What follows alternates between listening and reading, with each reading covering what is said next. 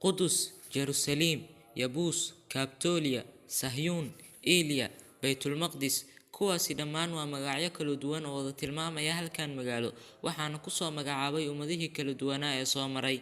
Haddaba maxaad ka taqaan taariikhda dhaxalgalka ah ee magaalada barakeysan ee Qudus? Qudus waxay ka mid tahay magaalooyinka ugu qadiimsan caalamka, wuxuu cimrigeedu ku dhow yahay 5,000 oo sano, waxayna saldhig u soo noqotay diimaha Islaamka, Kiristaanka iyo Yahuuda. Qudus oo micnaheedu yahay magaalo barakeysan, waxaa magaceeda lagu xusay kutubka Towraadka 680 jeer. Markii ugu horeysay taariikhda 2500 oo sano miilaadiyada ka hor, magaalada Qudus waxaa degay reer Kancaan oo ah qabiilo Carbeed. Miilaadiyada ka hor 1600 oo sano, Qudus waxaa ka talinayay Masaarida uu Fircoon hogaaminayay, waxaana talada uga dambeeyay Yahuuda oo Qudus ka talinayay 73 sano. Miilaadiyada 977 sano ka hor, waxaa magaalada gacanta ku dhigay Nabi Suleymaan calayhi salaam oo ka talinayay 40 sano, waxaana uga dambeeyay wiilkiisa oo isna gacanta ku hayay 33 sanadood.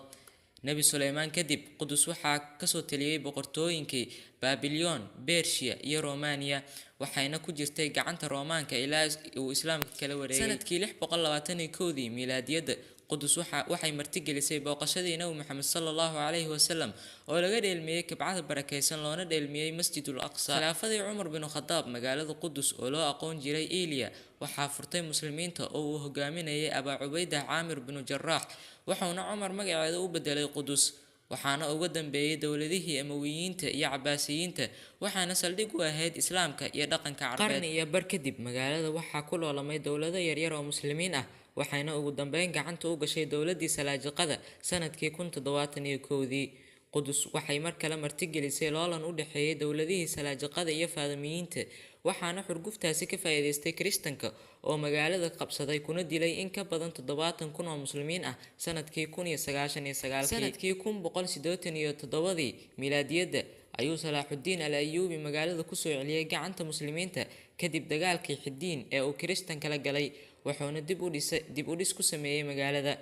Markuu Salaaxudiin dhintay ayay Kiristaanka mar kale dib u qabsadeen, waxayna haysteen 11 sano, waxaana ka soo celiyay Najmudiin Ayyuub sanadkii 1244. Sanadkii 1516 Falastiin waxay gacanta u gashay dowladii Cusmaaniyiinta oo haysatay ilaa iyo dagaalkii koowaad ee adduunka oo lagu jabiyay dowladii Cusmaaniyiinta.